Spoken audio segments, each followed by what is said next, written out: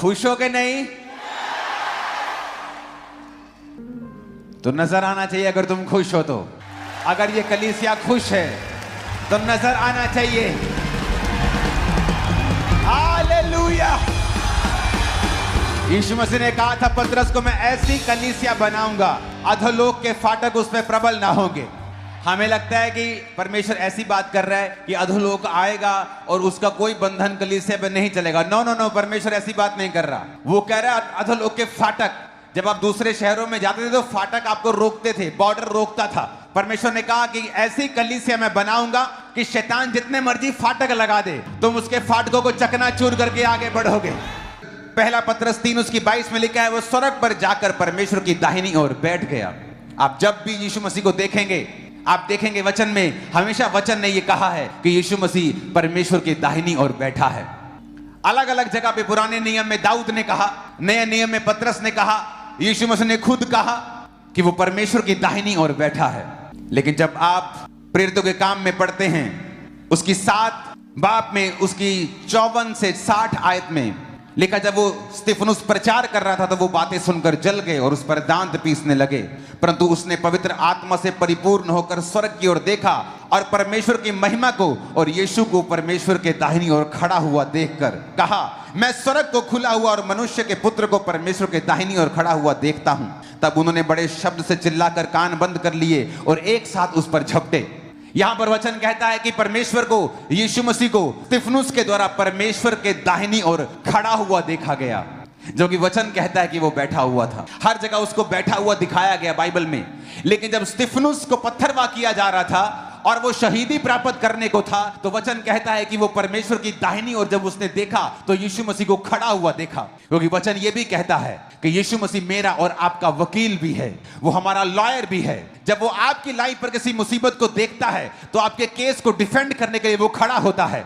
आज मैं आपकी लाइफ के लिए यीशु मसीह को खड़ा हुआ देख रहा हूं, खड़ा हुआ मैं हल करता हुआ देख रहा हूं उसको, यीशु मसीह के सामर्थ्य नाम में। आप सोच रहे हैं कि आप एक आम व्यक्ति हैं, तो मैं आपको बताना चाहता हूं, स्तिफनुस कोई प्रेरित नहीं था, एक खाना बनाने वाला व्यक्ति था। चर्च में उसको खाना बनाने के लिए चुना गया था। पवित्र आत्मा से परिपूर्ण हुआ और उसने प्रचार किया। और बाइबल कहती जब उसको पत्थरवाह किया जा रहा था तो उसने कहा, परमेश्वर मेरी आत्मा को ग्रहण कर। हो सकता वो पौलुस की तरह कहता कि मैं मरने के लिए अभी तैयार नहीं हूं, मुझे प्रचार करना है, तो वो ना मरता। लेकिन उसने कहा परमेश्वर मैं आने के लिए तैयार हूं। उसने परमेश्वर को दाहिनी ओर खड़े हुए देखा। तो मैं आपको बताना चाहता हूं, वो आपका वकील आपके लिए खड़ा रहता है हर वक्त। क्योंकि बाइबल में लिखा है परमेश्वर के घर में किसी का पक्षपात नहीं है। जब परमेश्वर ने स्तिफनुस के दिल को खुला हुआ देखा और स्तिफनुस को अपने नाम के लिए सताया हुआ देखा तो वो खड़ा हो गया। जब लोग आपको परमेश्वर के नाम के लिए सताएंगे तो याद रखना, जीसस आपके लिए बैठा नहीं है, वो खड़ा हुआ है आप लोगों के लिए स्पेशली। और आपकी लाइफ में वो बड़ा काम करने जा रहा है। मैं आपको फिर से प्रोफेसी कर रहा हूं, आप उस वकील को जो इस दुनिया का सबसे महंगा और सबसे कीमती लेकिन आपके लिए फ्री वकील है। सुप्रीम कोर्ट के किसी वकील को अच्छे को मिलना हो तो पहले दूसरे वकीलों को करना पड़ता है उनसे मिलने के लिए। 25-50 लाख रुपए एक हेयरिंग का खर्चा देना पड़ता है। वकीलों की वैल्यू समझ आ जाती है लोगों को सुप्रीम कोर्ट जाके। इमेजिन करो जीसस क्राइस्ट किस लेवल का वकील होगा, वो किस लेवल का सामर्थी परमेश्वर हमारा वकील होगा, जो आपके लिए अवेलेबल है और किसी चीज में नहीं है कि वो जीसस खुद खड़ा होकर आपको स्टैंडिंग ओवेशन दे। आप किसी जगह में जाते हैं, लोग आपको स्टैंडिंग ओवेशन देते हैं, कहते क्या काम किया है, लोग खड़े होकर आपका स्वागत करते हैं। जीसस स्वर्ग में खड़े होकर आपका स्वागत करेंगे जो उसके नाम के लिए दुख उठा रहे हैं, जब परमेश्वर के कामों को कर रहे हैं। मैंने कहा वो खड़ा होकर आपका स्वागत करेगा, वहां पे आपका स्टैंडिंग ओवेशन करेगा। आप आम व्यक्ति नहीं हैं, आप स्पेशल हैं जीसस की निगाहों में। आमीन ऊंचे वाला चाहिए चर्च। आप स्पेशल हैं, मैं आपको बता रहा हूं। स्तिफनुस ने कभी नहीं सोचा होगा कि एक खाना बनाने वाला व्यक्ति वो जीसस को खड़ा हुआ देखेगा, जबकि हर एक प्रॉफिट ने जीसस को बैठा हुआ देखा है। जीसस ने खुद कहा है कि तुम अब सर्वशक्तिमान को उसके दाहिनी ओर बैठा हुआ देखोगे, बादलों पे आता हुआ देखोगे। लेकिन जैसे स्तिफनुस का समय आया, जब आपकी लाइफ में परीक्षाएं होती हैं, आपकी लाइफ में दुख होते हैं, परमेश्वर के नाम के कारण आपको सताया जाता है, तो याद रखें जीसस जो आपका लॉयर है वो आपके लिए खड़ा है। जीसस आपका वेलकम करने के लिए तैयार है। जो इमेजिनेशन वो हमारे लिए करता है, आप अपने बच्चों के लिए इमेजिन करते हैं, जब वो छोटे होते आप इमेजिन करते हैं ये बड़ा होकर पास्टर बनेगा, ये बड़ा होकर डॉक्टर बनेगा, इंजीनियर, जो भी आप इमेजिन करते हैं अपने बच्चों के लिए। मैं जब ये बड़ा होगा मैं इसे एक अच्छा व्यक्ति, अच्छी औरत के रूप में देखना चाहता हूं। अब इमेजिन करते हैं अपने बच्चों के लिए। वचन कहता है जो इमेजिनेशन परमेश्वर तुम्हारे लिए करता है, जो कल्पनाएं परमेश्वर तुम्हारे लिए करता है, वो तुम्हारे लाभ के लिए है, हानि के लिए नहीं। जो परमेश्वर तुम्हारे लिए सोचता है कि मैं अपने बच्चे को आने वाले 10 सालों में यहां देखना चाहता हूं, आने वाले 15 सालों में यहां देखना चाहता हूं, फ्यूचर में मैं इसको यहां देखना चाहता हूं। बाइबल कहती है वो कल्पनाएं, वो योजनाएं जो यहोवा तुम्हारे विषय में करता है, वो तुम्हारी लाभ के लिए, हानि के लिए नहीं। आपको लगता है कि क्या परमेश्वर आपको जानता है? आप एक गरीब फैमिली से हैं, आप बहुत ही दुखी हैं, लेकिन बाइबल कहती है वो स्तिफनुस को जानता ही नहीं था, बल्कि उसके लिए खड़ा था। सर्वशक्तिमान परमेश्वर खुद अपनी सीट पर खड़ा था, बैठा नहीं था। वो बैठकर नहीं देख रहा था, वो खड़ा होकर देख रहा था। एक व्यक्ति के लिए आज जब वैज्ञानिक स्टडी करते हैं और दुनिया को खोज रहे हैं और यूनिवर्स को खोज रहे हैं, तो क्या पा रहे हैं कि यूनिवर्स इतना बड़ा है, मल्टी यूनिवर्स आगे के आगे इतना बड़ा है कि धरती एक मिट्टी के कण के भी बराबर नहीं है पूरे यूनिवर्स के मुकाबले में। जिसने इतनी बड़ी दुनिया बनाई है, वो एक व्यक्ति के लिए अपनी सीट पे, अपने सिंहासन पे बैठा नहीं रहा, वो खड़ा रहा।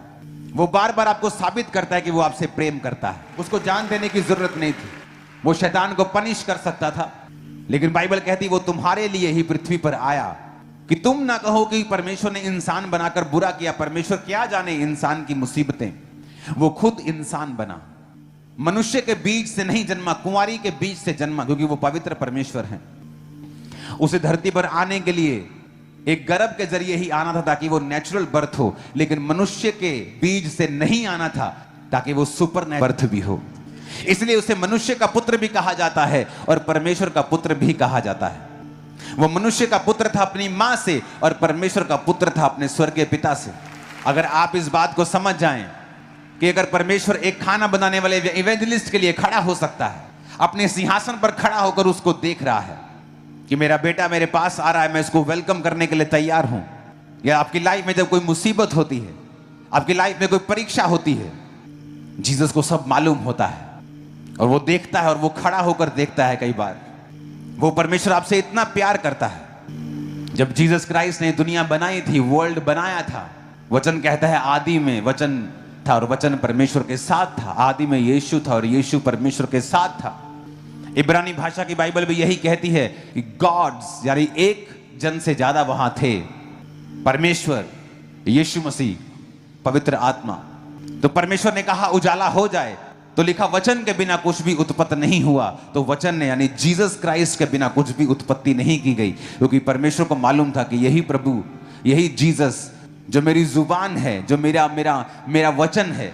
आदमी की बोलते ना एक ही जुबान होती, तो परमेश्वर की एक ही जुबान है जिसका नाम जीसस है, कि इस जुबान को मैं धरती पर देहधारी होकर भेजूंगा और ये मनुष्यों के लिए मारा जाएगा। तो इसीलिए उसने पहले से ही इंतजाम कर दिया था कि मैं वचन, मैं जुबान, मैं वचन धरती पर जाऊंगा और लोगों के लिए मारा जाऊंगा। और उसने मनुष्य का अवतार लेकर वो आया, मारा गया। वही परीक्षाएं सही जो आपने सही। वो भूखा रहा 40 दिन 40 रात, उसने भूख को सहा। रोगी रहा, बाइबल कहती है कि जब क्रूस पर उसको लटकाया गया तो लिखा रोग से उसकी जान पहचान थी। बाइबल कहती है उसने सब परीक्षाओं को एक आम आदमी की तरह अपने जीवन पे लिया, लेकिन कभी भी पाप में नहीं गिरा। और उसने शैतान के ऊपर फतह पाई, जीवित स्वर्ग पर गया, पवित्र आत्मा को भेजा, और वही पवित्र आत्मा आज मेरे और आपके बीच में रह के काम कर रहा है, प्रचार कर रहा है, हील कर रहा है, डिलीवर कर रहा है, छुटकारा दे रहा है, छुटकारा दे रहा है। कौन दे रहा है छुटकारा? मैं दे रहा हूं।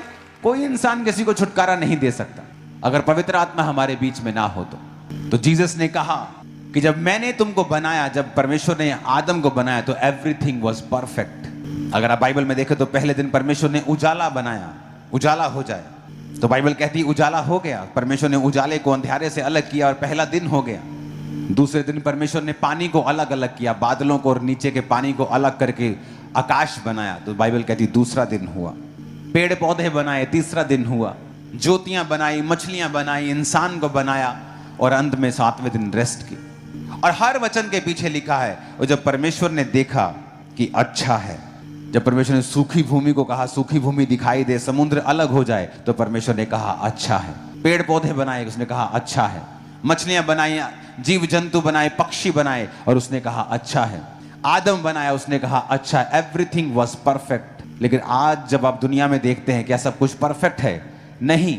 कोई किसी का रेप कर रहा है, कोई किसी को मार रहा है, कोई किसी के पैसे की चोरी कर रहा है, कोई किसी को धोखा दे रहा है, कोई किसी से झूठ बोल रहा है, कोई दुखी है, कोई डिप्रेशन में है, कोई बीमार है। ये सारे चीजें परमेश्वर ने नहीं बनाई थी, ये उसका मास्टर प्लान नहीं था। आदम के लिए जो भी बनाया गया था इट वॉज गुड। और परमेश्वर ने दो पेड़ बनाए, एक जीवन के वृक्ष को बनाया, एक भले और बुरे के ज्ञान के वृक्ष को बनाया। प्रभु ने कहा भले और बुरे के ज्ञान के वृक्ष को तुम मत खाना, क्योंकि तुम्हें बुरे का ज्ञान लेने की जरूरत नहीं है। आप अपने बच्चों के साथ कहीं जा रहे हो तो रास्ते में किसी का एक्सीडेंट हो जाए, तो कोई मर आ जाए, तो आप बच्चे आपके पूछते क्या हुआ, आप उसको कभी नहीं बताते बेटा उसकी गर्दन हिल गई है, वो मर गया, उसका दिमाग बाहर आ गया, वो बंदे की आप बोलते हो बेटा तू चुप कर, तो अपना काम कर, किसी का एक्सीडेंट हुआ है। कि तूने बुरे से क्या लेना है, तूने बैड न्यूज से क्या लेना, तू अच्छी अच्छी बातों पे ध्यान दे, जहां घूमने जा रहे तो उस पे ध्यान दे, अपनी पढ़ाई पे ध्यान दे। तो यही परमेश्वर का मकसद था। परमेश्वर कहता था कि आदम तू गुड पे ध्यान दे, बुरे पे ध्यान क्यों देना है? बुरा तो बीमारी है, बुरा तो शैतान है, बुरी तो दुख है, रोग है, डिप्रेशन है, कमियां हैं, घटियां हैं, कर्जे हैं, बीमारी है, गरीबी है, ये बुरी चीजें। तुमने क्या करना है भले और बुरे का ध्यान देके? बेटा तू भले की ओर ध्यान दे। It was good, it is good, it is good, everything is made for you. हर चीज तो तेरे लिए बनाई है, तो अपना ध्यान दे, एंजॉय कर मेरी प्रेजेंस में।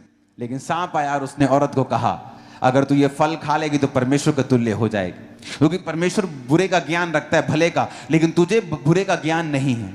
तो वो बेवकूफ समझ नहीं पाई कि मुझे लेना ही क्यों है बुरे का ज्ञान, मुझे क्यों समझना है बीमारी को, मुझे क्यों समझना है तकलीफ को, क्यों श्रापों को समझ, मैं क्या लेना है, जहां जाना नहीं राह क्यों पूछना है उस गली का मुझे। पर वचन कहता है उसने खाया, अपने पति को भी दिया। तो एक काम हुआ बाइबल में, जो पहली बार डर नाम का शब्द आया बाइबल में, फियर। पहले बाइबल में कहीं फियर नहीं था, कोई डर नहीं था, क्योंकि हर चीज अच्छी थी जो परमेश्वर ने बनाई थी। लेकिन जैसे ही वो गिरता है तो फियर आता है, अफ्रेड हो गया वो। इब्रानी भाषा में लिखा है यारे, मोरली वो डर गया वो बहुत, क्योंकि अब वो परमेश्वर से दूर हो चुका था।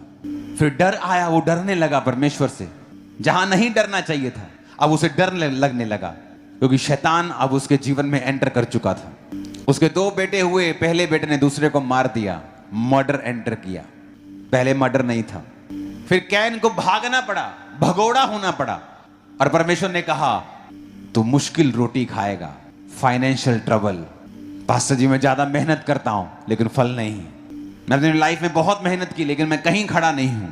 Sign of a cursed life, श्रापित जिंदगी का एक चिन्ह परमेश्वर ने नहीं बनाया, आदम ने चुना उस शराब को। मर्डर फैमिली में आया जब उसने पाप किया, कैन को भागना पड़ा और परमेश्वर ने कहा तू भगोड़ा ठहरेगा लेकिन तेरे को कोई मार नहीं सकेगा, मैं तुझ पे एक चिन्ह ठहराऊंगा। परमेश्वर ने फिर आदम को और बेटे और बेटियां दिए, लेकिन वो पाप जो ब्लड में आ चुका था वो कभी गया नहीं। इंसान बीमारियों को उसके बाद उसने देखा।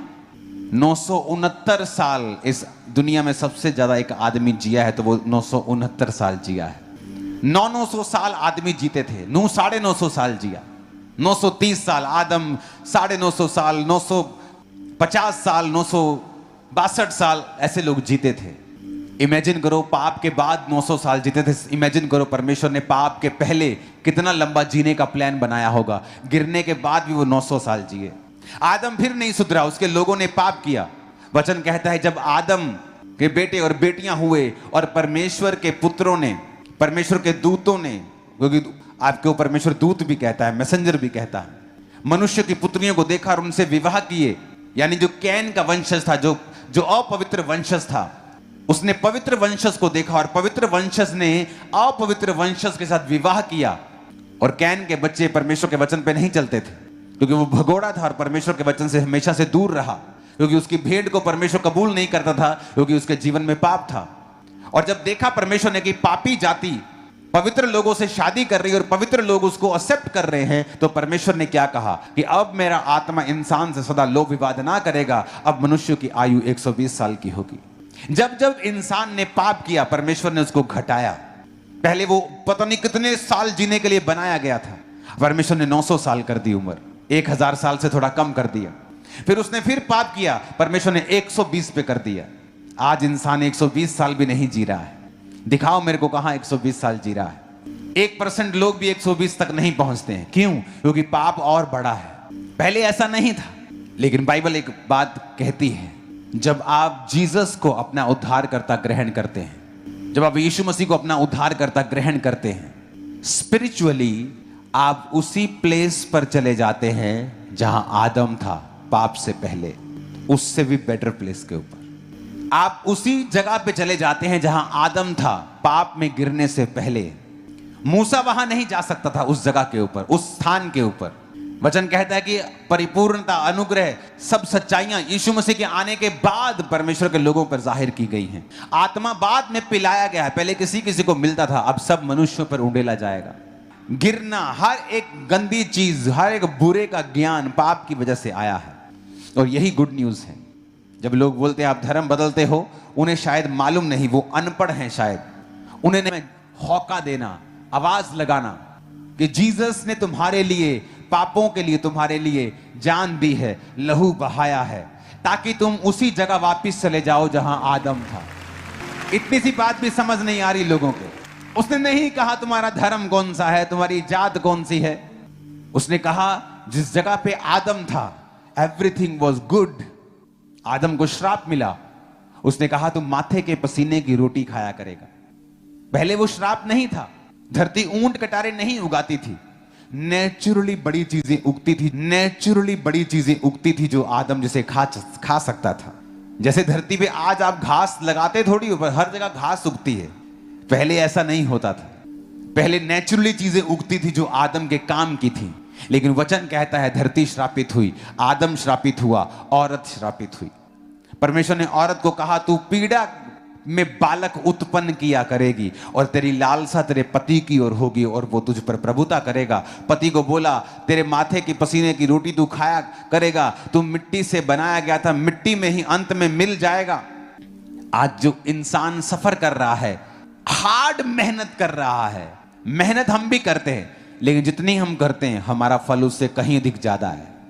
मेहनत करने को प्रॉब्लम नहीं है, पर वचन कहता है कि तुम जितनी मेहनत करते हो उतना खाते नहीं हो। वचन कहता है कि एक पूरे खेत से सिर्फ 10 लीटर दाखरस निकलेगा, मतलब तू ज्यादा करेगा लेकिन तेरा बचत थोड़ी होगी। यह कर्ज की निशानी है। और जब एक विश्वासी अपने परमेश्वर के वचन को पहचान जाता है कि यीशु मसीह ने इस कर्ज को ब्रेक किया है, जो काट पे लटकाया जाता है वो श्रापित है, ताकि वो हमारे श्राप को तोड़ सके। यही गुड न्यूज है कि जब आप जीसस क्राइस्ट को अपना उद्धारकर्ता मानते हैं, यीशु मसीह को बिलीव करते हैं, आप टेक्निकली स्पिरिचुअली उसी जगह पे पहुंच जाते हैं जिस जगह पे आदम था। आप एवरीथिंग जो आपकी लाइफ में वो गुड होना शुरू होता है। आप जैसे जैसे वचन को समझते जाते हैं और अपनी पोजीशन को समझते जाते हैं, आपकी लाइफ में बेटर आपकी लाइफ होनी शुरू होती है। आप देखते हैं कि आप उस तरह से मेहनत, वो फालतू की मेहनत, वो फालतू का झंझट आपकी लाइफ से परमेश्वर कम करता जाता है जैसे जैसे आप परमेश्वर के करीब जाते जाते हैं। मैंने देखा है इंसान को मेहनत करके कमाते हुए, सफर करते हुए, और मैंने मसीही लोगों को भी देखा है मेहनत करते हुए, लेकिन जो इनकी मेहनत है वो ज्यादा फल दे रही है। वो माथे के पसीने के बिना है, टेंशन के बिना है। एक बात को आप हमेशा याद रखना, सब कुछ अच्छा चल रहा था आदम की लाइफ में, पर इंसान को पंगे लेने की आदत है। एवरीथिंग वाज सो परफेक्ट कि परमेश्वर ने अब सबको खत्म कर दिया, नूह रह गया अकेला। अब इंसान को पंगे लेने की आदत है। वचन कहता है नूह किसानी करने लगा, नूह किसानी करने लगा। लिखा उसने दाख की बारी लगाई और दाख पी के, शराब पी के नंगा लेट गया। उसके एक लड़के ने उसको देखा और दूसरे लड़कों ने उसे देखा नहीं, बल्कि पीछे से आके उसको ढांप दिया। जिसने देखा वो श्रापित हुआ। और अंत में परमेश्वर ने जो अब्राहम से कहा था मैं कनान देश तुझको दूंगा, वो वही कनानी थे जो उस बेटे के कनान के वंश से। अगर आप बाइबल ध्यान से पढ़े तो एक छोटे से पाप ने आदम के जीवन में बड़ा काम किया और परमेश्वर से दूर कर दिया, और यही पाप अब नूह के बच्चे के लाइफ में किया और उसने अपने पूरे वंश को श्रापित कर दिया। पाप बहुत चीजें करता है जो आपकी लाइफ में होती हैं। वो आपको घटाता है, माइनस करता है, स्ट्रगल देता है आपको। जिस दिन आप माइंड डिसिप्लिन सीख लेते हैं, फिजिकल डिसिप्लिन सीख लेते हैं, दो चीजें आपको सीखनी जरूरी है, वेरी इंपॉर्टेंट। माइंड का डिसिप्लिन, कि आप फिजिकली तो व्यभिचार में नहीं हैं, पर दिमाग हर वक्त गंदा सोचता है, आप हर वक्त दिमाग में व्यभिचार करते हैं, तो आपको बड़ी मुसीबतों का सामना करना पड़ेगा, आपको बड़ी सारे स्ट्रगल का सामना करना पड़ेगा। आप बहुत से स्ट्रगलिंग आपकी लाइफ होगी। आप परमेश्वर के जन होंगे, आप चर्च भी आ रहे होंगे, आप हालेलुया आमीन भी बोल रहे होंगे, बट स्ट्रगलिंग लाइफ आपका हिस्सा होगी, क्योंकि आपने अपने माइंड को डिसिप्लिन नहीं किया। इसलिए वचन कहता है जो बातें मन भावनी हैं, जो बातें सुहावनी हैं, जो सद्गुण और प्रशंसा की बातें हैं, उन्हीं पर अपना ध्यान लगाया करो। तुम्हारे मन के नहीं होने जाने से तुम्हारा चाल चलन भी बदलता जाए। मन को बदलना, सबसे अधिक अपने मन की रक्षा कर, क्योंकि जीवन का मूल स्रोत तेरा मन है। मन से ही जीवन जल की नदियां बहेंगी और मन से ही व्यभिचार भी बहेगा। परमेश्वर ने कहा अगर तू किसी स्त्री पर कुदृष्टि देखे, उसे कुदृष्टि डाले और तू अपने मन में उससे व्यभिचार कर चुका। फिजिकल व्यभिचार के कॉन्सिक्वेंस, उसका असर थोड़ा ज्यादा है लोगों की लाइफ में, लेकिन जो मेंटल व्यभिचार में है उनकी लाइफ पर भी स्ट्रगल है उस व्यभिचार का जो वो मन में करते हैं। डिसिप्लिन रखना अपने माइंड को।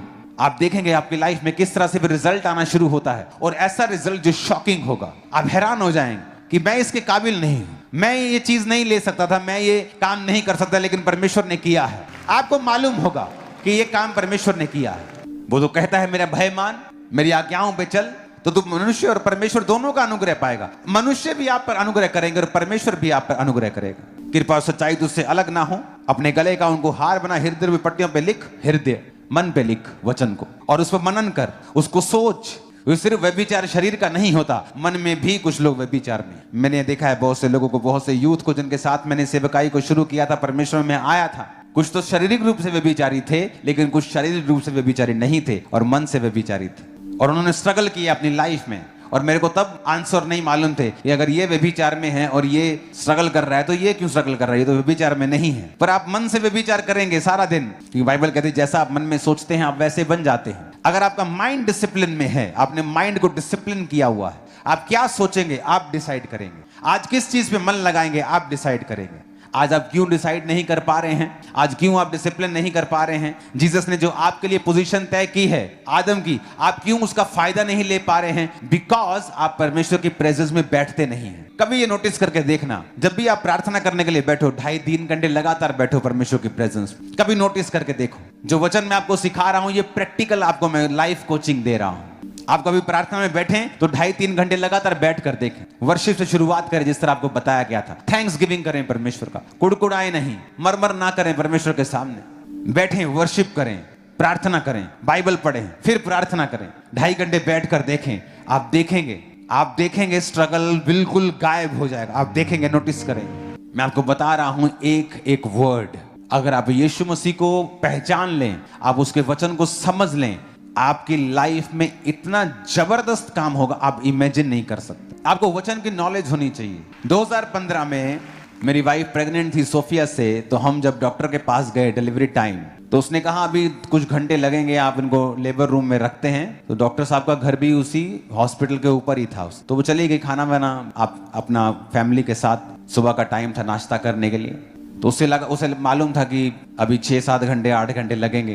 तो जब नर्स ने जाके बताया कि नहीं, डॉक्टर को बताया कि बेबी जो है वो डिलीवर होने वाला है विदाउट पेन किलर, कोई पेन किलर नहीं लिया, कोई मेडिसिन नहीं ली, मिनट्स में डिलीवरी हुई विदाउट पेन। इमेजिन कर सकते हैं? परमेश्वर ने कहा था कि तू पीड़ा करके बालक उत्पन्न करेगी, लेकिन ये प्रभु की सिद्ध इच्छा नहीं थी। हमारे दोनों बेबी पेनलेस हुए और डॉक्टर हैरान है। ये नहीं कि बेबी छोटा है या छोटा था 2 किलो का था, एक बेबी 4 किलो से ज्यादा था, एक 3.5 किलो के करीब था।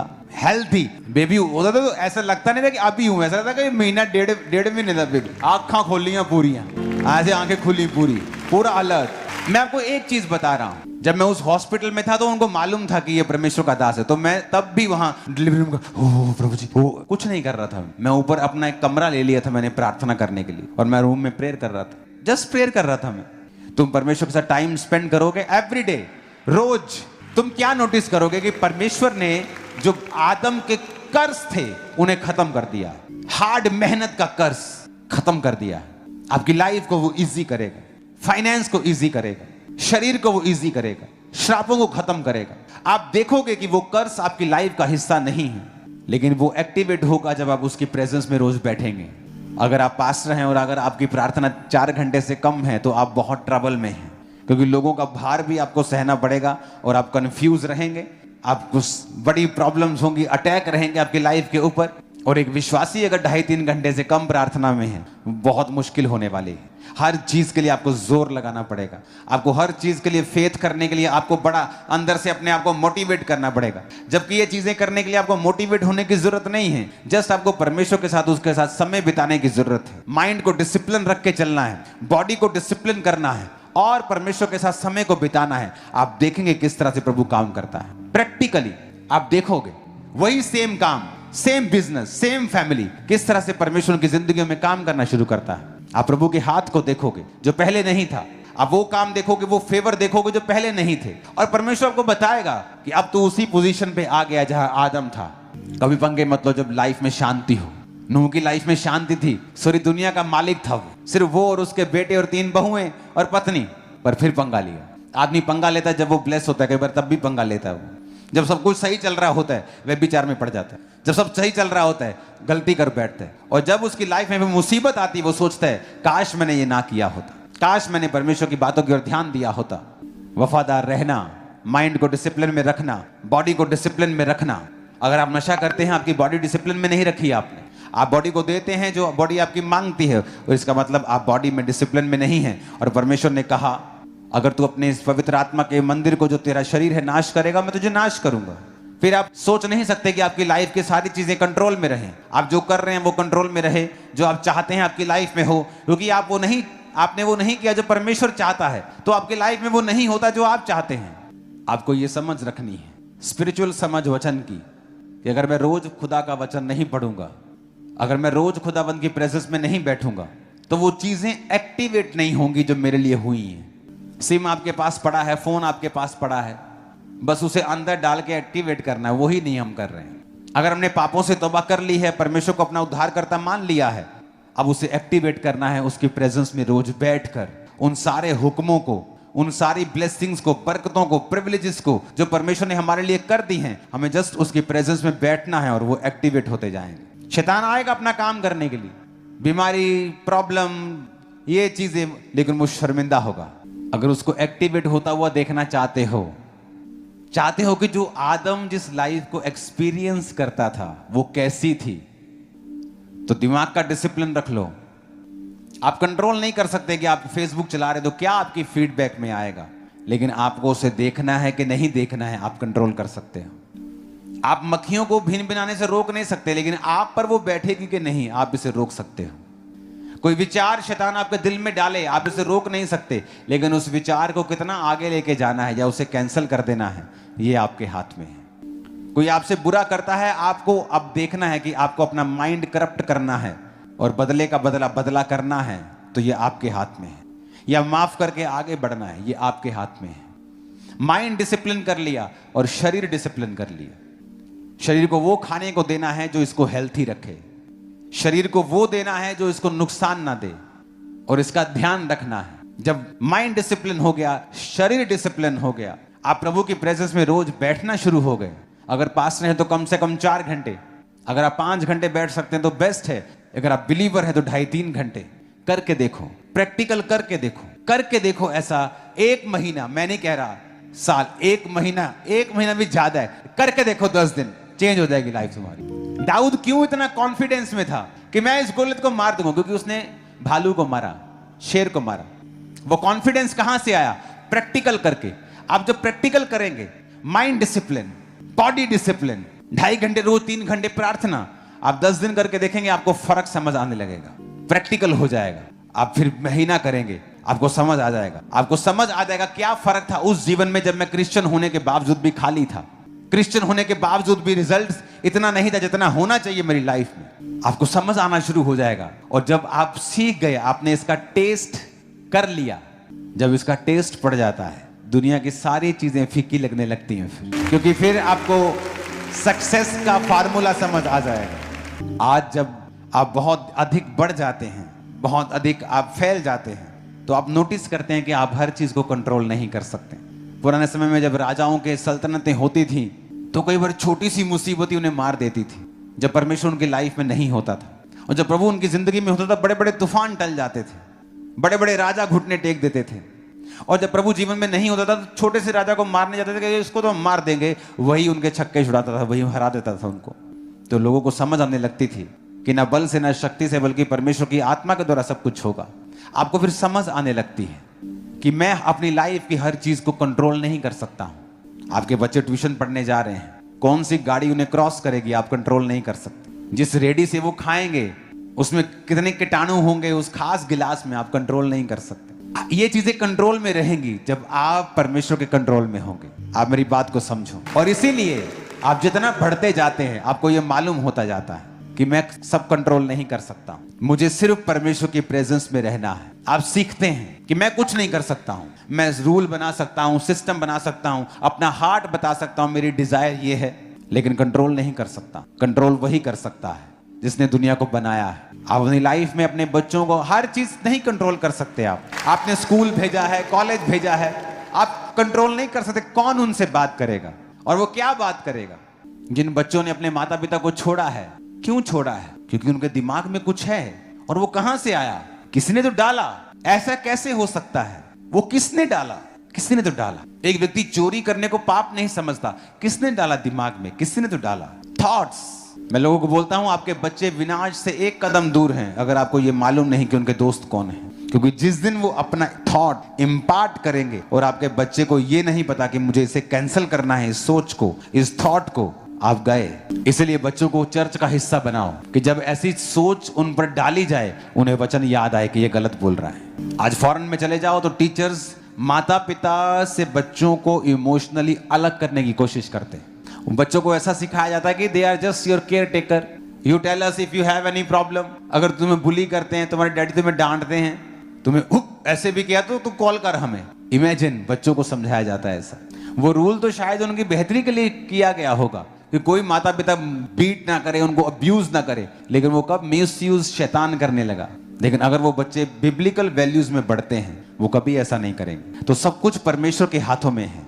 अगर आप अपना पार्ट प्ले करें, प्रभु की प्रेजेंस में रोज बैठें, माइंड डिसिप्लिन करें, शरीर को डिसिप्लिन करें, रोज परमेश्वर की हुजूरी में समय को बिताएं, आपको रोने की जरूरत नहीं पड़ेगी। आपको कुछ भी शॉकिंग नहीं लगेगा। अच्छा, ऐसे तो हो ही नहीं सकता। आपको मालूम है ये हो सकता है। मुझे तरीका पता है कैसे, मुझे बताया गया है। दिमाग को डिसिप्लिन रखना है, शरीर को डिसिप्लिन रखना है और रोज खुदा की प्रेजेंस में बैठना है, सब एक्टिवेट हो जाएगा। जो चीजें परमेश्वर ने हमारी स्ट्रगल के लिए रखी नहीं है उन्हें क्यों मोल लेना। आज एक 18 साल का व्यक्ति रिलेशनशिप में है, उसे वो पाप नहीं लगता क्योंकि उसने मन बना लिया कि वो उससे शादी करेगा।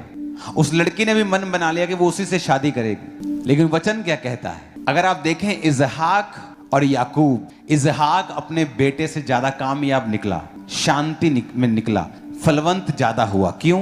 क्योंकि उसने लड़की को नहीं ढूंढा, उसके बाप ने अपने नौकर को भेजा और वो लड़की को लेके आया। और जब इसहाक मिला तो बताया कि ये तेरी पत्नी है जो परमेश्वर ने भेजी।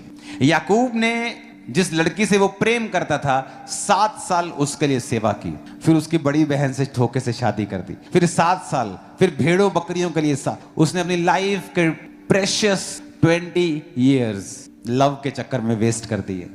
कई बार परमेश्वर ने आपसे बात करनी होती है। उस 16 साल में, मैं 19.5 साल का था जब मैं परमेश्वर में टीनेज में था। उस समय ऐसा होता है कि परमेश्वर आपसे बात करता है लेकिन मुझे मालूम था, मैं कहा प्रभु मुझे तू इस्तेमाल कर, ऐसा जैसे कभी नहीं हुआ। तब नो रिलेशनशिप, कोई पंगा नहीं लाइफ से। और लोग थे जो मैसेजेस करते, आई लव यू, मुझे आपसे शादी करनी है, मैं आपके लिए 40 फास्टिंग कर रही हूं। डिस्ट्रैक्शन, और कभी ध्यान नहीं दिया। क्यों? उस समय अगर मैं उन चीजों में पड़ जाता शायद इतनी हैवी मिनिस्ट्री कभी ना परमेश्वर से ले पाता। करता सेवकाई, लेकिन एक अलग लेवल की करता। मुझे मालूम है अगर मुझे शादी 25, 26, 27 साल में करनी है तो मैं क्यों अपने 8 साल वेस्ट करूं। उसके भाई की जॉब करते हैं, फिर ये उसके भाई की आगे ट्यूशन, तो हाँ आगे हुन किथे है तू, मैं हुन घर बैठी हाँ, ठीक है, चेक कर दे किथे आओ। 7-8 साल उसके भाई की जॉब कर रहे हैं। Time waste. परमेश्वर के साथ वो कनेक्शन आप बिल्ड नहीं कर पाते हैं। जब आपको मैरिज करनी है, आप 5-7 साल खुदा का काम करें, प्रार्थना करें, बेस्ट लाइफ पार्टनर आपके सामने होगा जब मैरिज करनी है। आप हैरान होंगे कि ये खुदा ने रखा हुआ था आप लोगों के लिए, पर ये आपकी मर्जी है। कुछ चीजें गंभीर पाप की श्रेणी में नहीं आती हैं, पर वो आपका टाइम वेस्ट करती हैं, आपको बैक करती हैं, आपको पीछे रखती हैं। परमेश्वर का फर्स्ट लव आपके साथ है, यह साबित नहीं करती। हाथों को उठाओ। माइंड डिसिप्लिन, बॉडी डिसिप्लिन, और रोज खुदा की हुजूरी में लंबे समय कहो, मैं पिता ऐसा ही करूंगा। ऊंची आवाज में कहो, अंगीकार करो, और इस प्रार्थना को आप हमारे साथ करें। खुदा से कहें कि जो वचन आज आपको मिला है, आप उसे फॉलो करने के लिए तैयार हैं। आपकी ब्लेसिंग ओवरफ्लो होती है। पौलुस के पास ओवरफ्लो मसा था। बाइबल कहती है उसकी देह से रुमाल और अगोछे छुहा कर बीमारों पर लगाए जाते, बीमार चंगे होते थे। इमेजिन करो किसी के पास ये ग्रेस नहीं है, ओवरफ्लो, वो बोलेगा नहीं ये तो बिब्लिकल नहीं है। मूसा को भी लोग बोलते थे पहले कहां समुद्र दो भाग हुआ बाइबल में बताओ। अलीशा को बोलते होंगे पहले कहां नदी दो भाग हुई है। जब ऐसा होता है जहां कहीं नहीं होता, खुदा ने उस जगह को स्पेशल ऑर्डेन्ड किया होता है, उस जगह के लिए, उस काम के लिए। आप इमेजिन करो अनॉइंटिंग ऑयल उस टाइम लगाया जब उसके ब्लड क्लॉट थे ब्रेन में, थाई की हड्डी ब्रेक हो चुकी थी। बाइबल कहती है पौलुस की शरीर से रुमालों को छुआकर बीमारों पर लगाया जाता था। Anointing is a real thing, वो रियल है। अगर वो रियल है, वो ट्रांसफरेबल है। ऑयल क्या है? कुछ नहीं, ये तो सिंपल ऑयल है। लेकिन जब प्रार्थना होती है कि परमेश्वर तेरा मसा इस पे आए, रुमाल क्या है? वो सिंपल है। लेकिन जब प्रार्थना होती है कि प्रभु तेरा अभिषेक इस पे आए, मैं वहां नहीं जा सकता, परमेश्वर तेरा आत्मा कार्य करे, रुमाल को अनॉइंट करके भेजना। टेस्टिमनीज आपके सामने और शैतान शर्मिंदा हो। हालेलुया। परमेश्वर के वचनों को सुनने के लिए हमारे चैनल को सब्सक्राइब कीजिए और हमारी लेटेस्ट वीडियो सबसे पहले देखने के लिए बेल आइकन को प्रेस कीजिए।